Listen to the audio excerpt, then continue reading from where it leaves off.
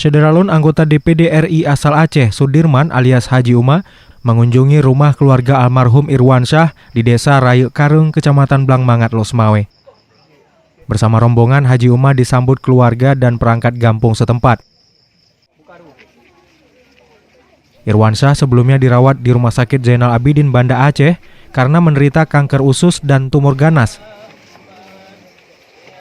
Jenazah almarhum tiba di rumah keluarganya yang diantar mobil ambulan. Kabar terkait kesehatan Irwansyah sempat viral di media sosial menyusul ketidakmampuan keluarga untuk mendampingi pengobatan almarhum.